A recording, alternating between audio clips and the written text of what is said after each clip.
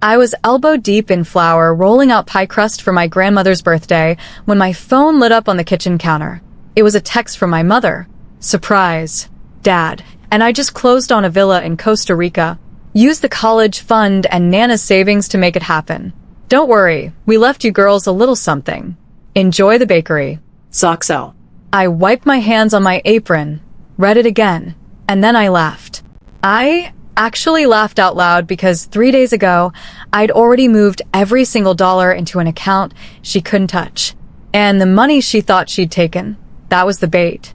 If you've ever been the person in your family who holds everything together while everyone else falls apart, you already know how this story starts. But you don't know how it ends. And trust me, you want to hear this. My name is Maren Cole. I'm 31 years old, and I'm a forensic accountant. I know not exactly the glamorous career my parents dreamed of for me, but it turns out that being the person who finds where money disappears to is a pretty useful skill when your own parents are the ones making it vanish. Let me tell you about Cloverfield. That's the name of our family property about 40 minutes outside of Asheville, North Carolina.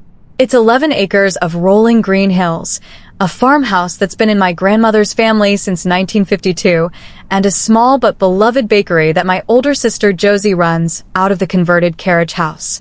Cloverfield isn't a mansion. The porch sags on one side. The plumbing makes sounds at night that could pass for a horror movie soundtrack, but it's home. It's my grandmother, Nana Ruth's entire world. Nana Ruth is 83. She had a stroke 2 years ago that left her with partial mobility on her right side and the kind of memory that flickers like a candle in a draft. Some mornings she wakes up sharp, cracking jokes about her physical therapist. Other mornings she calls me by my mother's name and asks why the dog isn't barking. We haven't had a dog in 15 years. After the stroke, she set up a trust. $300,000. The rules were simple and legally airtight. Or so she thought. The money was for two purposes only: maintaining Cloverfield as a family home and covering her medical expenses as they grew. My parents, Greg and Diane, were named as co-trustees alongside me. That was Nana Ruth's one mistake.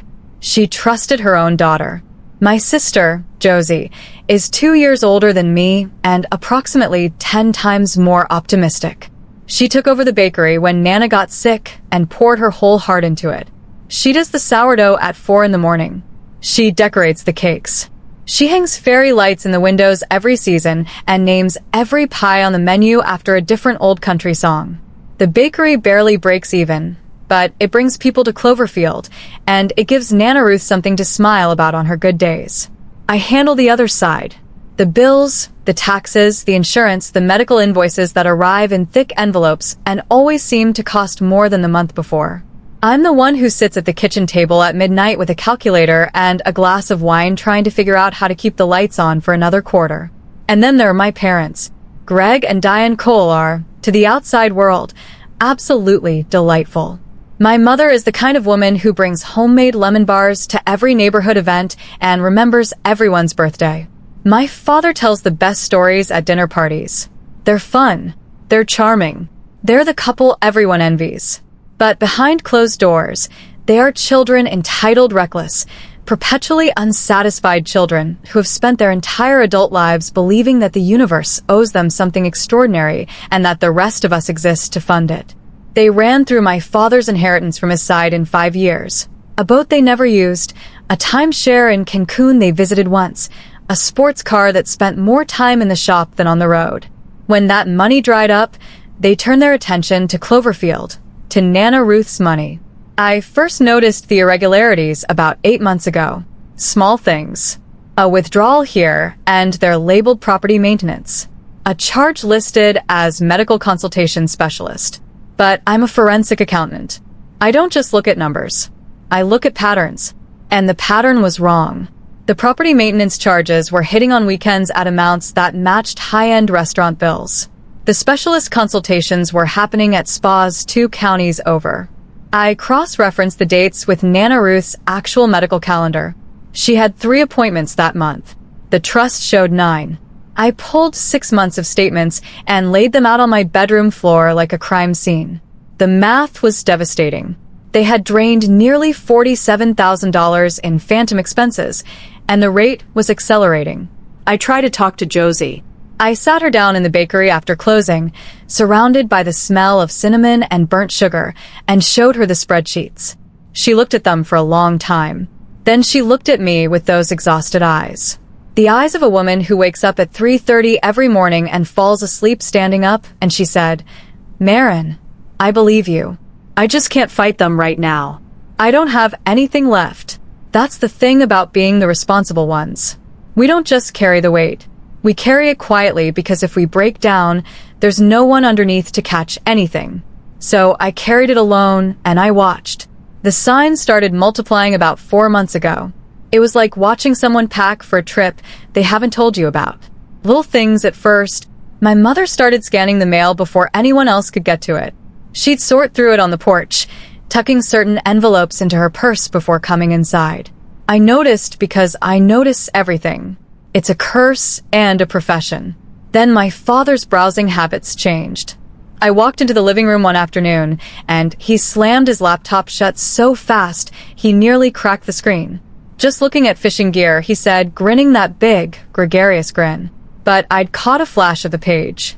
Tropical real estate, gated communities, the kind of places that promise infinity pools, and a fresh start in paradise.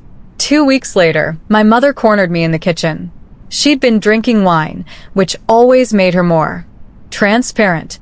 "Marin, honey," she said, leaning against the counter with practiced casualness. "I was thinking you're so busy with work and everything. Maybe it would be easier if Dad and I had direct access to the trust account. You know, just to handle the little day-to-day things so you don't have to worry about it." I looked at her over the rim of my coffee mug. "That's sweet, Mom. But the trust documents require my authorization for any withdrawal over $500. That's how Nana Ruth set it up. For protection? Protection from what?" She laughed, but it came out sharp. "We're her family." "Exactly," I said. "And the trust protects the family. That's the whole point." Her smile didn't reach her eyes. "Of course. I just thought I'd offer." That night, I couldn't sleep. I lay in bed staring at the ceiling, replaying that conversation. She wasn't offering to help. She was testing the fence. She was looking for the gate. And if she couldn't find one, I knew she'd try to cut through the wire. The guilt hit me in waves. These were my parents, the people who drove me to soccer practice and sat through every terrible school play. My mother made my Halloween costumes by hand until I was 12. My father taught me to ride a bike in the Cloverfield driveway, running alongside me with his hand on the seat. How do you prepare to go to war with people who once made you feel safe? You do it when you realize they've stopped making anyone feel safe. The moment that killed my guilt came on a Tuesday night. I was working late, going through the trust's quarterly filings when I heard my parents in the den. The door was mostly closed. Their voices were low, but the old farmhouse has thin walls and I have sharp ears. "We've given enough," my mother said. Her voice wasn't sad. It wasn't conflicted. It was cold. Certain. 30 years of giving to this family. The farm, the bakery, mother's appointments, the girls' problems. "I'm done, Greg. I am done being the one who sacrifices." My father mumbled something I couldn't quite catch. "She's 83, my mother continued. "She could linger for years. Years, Greg. And what do we get? We get to watch her forget our names while we rot in this house. No, we take what we can, and we go. The girls will manage. Marin's smart enough to figure something out. And Josie has her little bread shop. Little bread shop. My sister, who works 18-hour days, who has carpal tunnel in both wrists from kneading dough, who hasn't taken a vacation in 4 years. Her life's work reduced to a little bread shop. And the house? My father asked. It's old, Greg. It needs a new roof and the foundation has cracks. Let them deal with it or let the bank deal with it. I don't care anymore. Let the bank deal with it. That phrase hit me like cold water. I pressed my back against the hallway wall and closed my eyes. They weren't just planning to leave. They were planning to let everything collapse behind them. I went straight to my laptop. No more watching, no more waiting. Full audit, every account, every document, every filing connected to Cloverfield and the trust. I had done this 1,000 times for clients' companies where someone was skimming, where the numbers told a story the people wouldn't. But I'd never done it for my own family. It felt like performing surgery on myself without anesthesia. At 2 in the morning, I found it buried in a stack of refinancing documents that my father had filed with the county clerk 6 weeks earlier. There was a home equity line of credit taken out against Cloverfield itself. The borrower listed was Ruthette Cole, my grandmother. Her signature was on the document. Except my grandmother hasn't been able to sign her name legibly since the stroke. I pulled up a scan of her most recent medical authorization form, the one I'd helped her with last month. Her signature was a shaky, uneven scroll. The signature on the loan document was smooth, confident, and perfectly formed. It was forged. My father had forged my grandmother's signature to take out an $85,000 loan against her own home. The money had been withdrawn over the past 6 weeks in a series of cash advances and wire transfers. Some went to credit card balances. Some went to an account I didn't recognize. I later found out it was a deposit on a property in Costa Rica. I sat there in the dark, my screen glowing, and I felt something shift inside me. The guilt didn't just disappear. It burned away. It was replaced by something harder, colder, and far more useful. They weren't just being selfish anymore. They were committing fraud, elder financial abuse, forgery. And if that loan defaulted, and it would because no one was going to make the payments, the bank would foreclose. Nana Ruth would lose her home. The bakery would close. Everything my sister had built, everything my grandmother had spent her life creating would be gone. Not because of bad luck, because my parents wanted a villa with an infinity pool. The next morning, I called in sick to work. I drove to the bank first. I sat down with the branch manager and explained that I was a co-trustee and needed to make an emergency restructure. I had the legal authority. I had the documentation. I opened a new account, the Ruth Cole Protected Preservation Fund, with only 2 authorized signatories, myself and Josie. Then I initiated the transfer, $263,000, everything remaining in the original trust. After my parents' months of theft moved into the new account, I left $12,000 in the old one. Enough to look like a prize, enough to confirm what they were planning, not enough to save them from what was coming. Then I drove to see a lawyer, not a family attorney, a criminal defense attorney, who also handled elder abuse cases. Her name was Patricia Langford, and she had a reputation for being ruthless in exactly the way I needed. I brought her everything. The forged loan, the phantom trust withdrawals, the documented pattern of financial exploitation. She reviewed it all in 40 minutes, looked at me over her reading glasses and said, "Your parents are in very serious trouble. How do you want to handle this?" "I want them to have a choice," I said, "but I want both options to be mine." I spent the next week preparing. I documented everything in triplicate. I made copies for the lawyer, copies for the bank, and copies for myself. I contacted the county clerk's office about the fraudulent HELIC filing. I set up alerts on every account, and then I waited. I didn't have to wait long. It was a Saturday morning. Josie was already at the bakery prepping for the weekend rush. I was helping Nana Ruth with her morning exercises, simple stretches her therapist had prescribed. We were in the sunroom, and the light was coming through the windows in long golden stripes. Nana Ruth was having a good day. She was humming an old hymn and telling me about the time my grandfather built the porch swing. "He measured it 3 times, she said, laughing. "And it still came out crooked, but I loved it. I loved everything he built because he built it for me." My parents came downstairs dressed in what I can only describe as resort casual linen pants, new sandals. My mother had gotten her hair done. My father was wearing sunglasses indoors. "Morning, girls," Mom said brightly, kissing the top of Nana Ruth's head. She lingered, held her mother's face in her hands for a moment. "You look beautiful today, Mama." It was the most tender I'd seen her be in months. It made my stomach turn because I knew what it was. It was a goodbye. "We've got some errands in Charlotte," Dad said, jingling his keys. "Might be an overnight thing. Big sale at the outlet mall." He winked. "Sure, Dad," I said. "Drive safe." I watched them load 2 large suitcases into the trunk of their car. Outlet mall, right?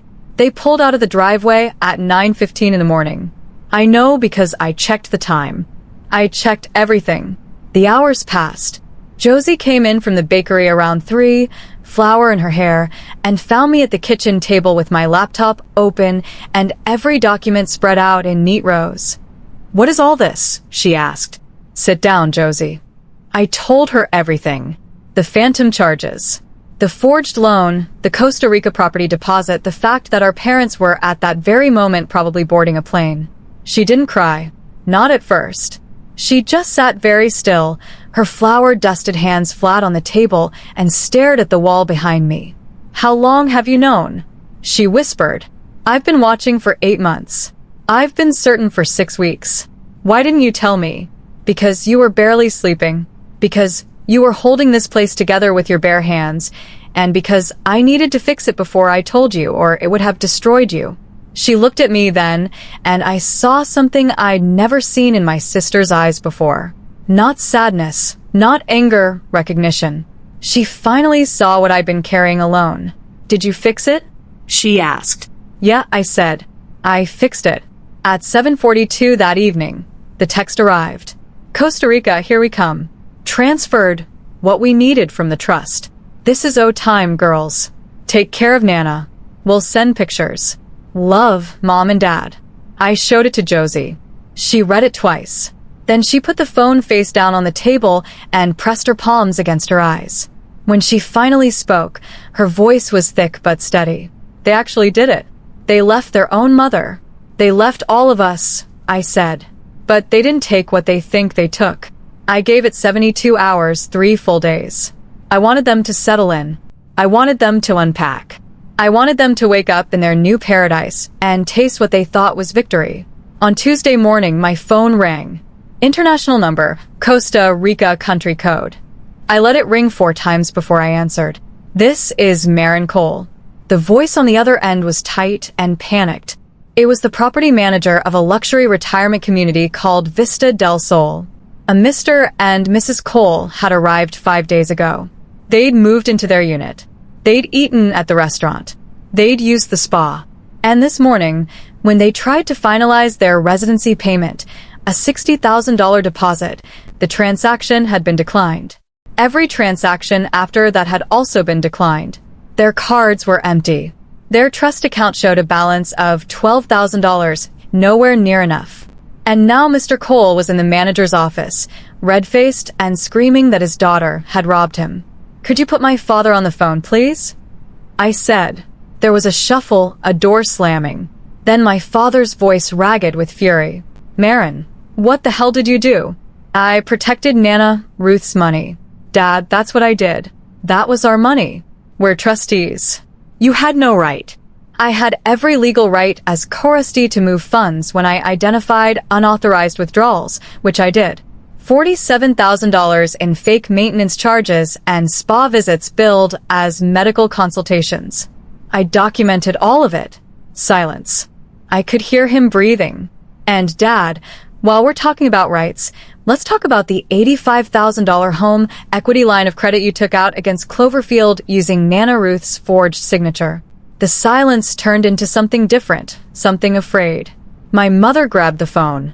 "Marin, sweetheart, let's not blow this out of proportion. We can work this out. We just needed a little help getting started. We're going to pay it all back." "Pay it back with what?" "Mom, the first payment on that fraudulent loan is due in 3 weeks. If it defaults, the bank forecloses on Cloverfield. Nana Ruth loses her home. Were you going to pay it back with your Costa Rica sunset?" She started crying. The performative kind. The kind that used to work on me when I was 16. "You don't understand," she sobbed. "We gave everything to this family. We deserved. You deserve nothing you didn't earn, Mom. And you definitely don't deserve anything you stole from an 83-year-old woman with brain damage." I laid out their options. Option 1, I would wire them enough money for 2 economy tickets back to Asheville. No upgrades, no comfort. When they arrived, they would meet with me, Josie, and our attorney, Patricia Langford. They would sign over full ownership of Cloverfield to Josie and me. They would relinquish all trustee rights. In exchange, we would use the protected funds to pay off their fraudulent loan and save the property. They would be allowed to live in the small apartment above the bakery, the one with the squeaky radiator and the window that doesn't quite close under the condition that they contribute to the property through daily farm maintenance. Supervised access to Nana Ruth. Option 2. They refuse the fraudulent HELOC defaults. Patricia Langford files criminal charges for elder financial abuse, forgery, and fraud. We file for full conservatorship of Nana Ruth's affairs. Their names go into the county court records. Their charming reputation in Asheville becomes a mugshot. My father tried to negotiate. What about a middle ground? We keep the apartment in our name at least. There is no middle ground, Dad. You forged your own mother's signature to steal her home. Middle ground ended the night you decided an infinity pool was worth more than her safety. They argued with each other for the rest of the day. I know because my mother called Josie 4 separate times trying to play us against each other. Each time Josie said the same thing. Talk to Marin. She's handling it. It was the first time in our lives my sister had let me take the lead, and it felt like a door finally opening between us. They flew back on Thursday. Economy seats, middle row, 14 hours of travel, including a layover in Miami. Josie, Patricia Langford, and I were waiting at the Cloverfield kitchen table when their taxi pulled up. They looked smaller somehow, deflated. My mother's resort tin already fading. My father wouldn't look anyone in the eye. I slid 2 folders across the table. Folder 1 is the full accounting. Every unauthorized withdrawal, every forged document, every dollar you stole from your own mother's trust. Folder 2 is the transfer agreement and the terms for your continued residence at this property. Patricia Langford explained the legal implications in her calm, devastating way. She didn't raise her voice. She didn't need to. The facts were loud enough. My mother tried one last performance. I can't believe our own daughters would treat us this way. After everything we've done for you, what you've done for us, Josie said quietly, and I turned to look at her because she almost never speaks up in these situations as leave your 83-year-old mother alone so you could go live on a beach. What you've done for us is forge her name on a loan that could have taken her home. What you've done for us is call my bakery a little bread shop when it's the only thing that's kept this place alive for 2 years. My mother's mouth opened. Nothing came out. My father signed first. He didn't fight. I think some part of him had been waiting for someone to stop them. My mother signed after, her hand shaking, her jaw clenched. They moved into the apartment above the bakery that weekend. 2 suitcases of tropical clothes in a room with a squeaky radiator. Every morning at 7 o'clock, my father reports to Josie for his daily tasks, mowing, painting, fixing the fence posts he'd ignored for years. My mother helps in the bakery kitchen, washing dishes and boxing orders, working alongside the daughter, whose life's work she had dismissed as a hobby. The HELOC was paid off within the month. The trust is secure. Nana Ruth's care is fully funded for the foreseeable future. Last Sunday, I was sitting on my grandfather's crooked porch swing with Nana Ruth. She was having one of her clear days. She looked out at the property, at the bakery with its fairy lights, at my father repainting the garden shed, at the hills rolling green and gold in the late afternoon light, and she took my hand. "Marin," she said, squeezing my fingers. "This place looks better than it has in years." "It does, Nana." She was quiet for a moment. Then she said, "Your grandfather always said, the hardest part of keeping a farm isn't the land. It's the people. The land does what it's supposed to. The people are the ones who wander off." I looked at my father on his ladder, painting the trim he'd let peel for a decade. "Some of them wander back," I said. She smiled. "Only if someone's strong enough to bring them." Josie came out with a tray of pie and 3 mugs of coffee. She handed one to Nana Ruth, one to me, and kept one for herself. She sat down on the porch steps and leaned her head against the railing. And for the first time in years, she didn't look exhausted. She just looked at peace. We sat there together, the 3 of us, watching the sun go down over the property that was finally legally completely ours. My parents still live above the bakery. They do their chores. They eat dinner at the main house twice a week, supervised, silent, and small. Sometimes I catch my mother staring out the window at the hills, and I wonder if she's thinking about Costa Rica, about infinity pools and fresh starts, and the life she thought she deserved at everyone else's expense. Or maybe she's thinking about what she lost.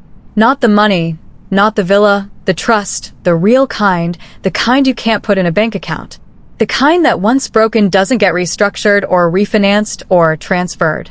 It just stays broken. Josie and I don't talk about it much. We don't need to. We went through something that either destroys siblings or binds them together permanently, and we came out on the other side holding hands. I used to feel guilty for being the responsible one, for being the person who sees the numbers, who catches the lies, who does the hard thing while everyone else looks away. I used to think that being the anchor meant being stuck.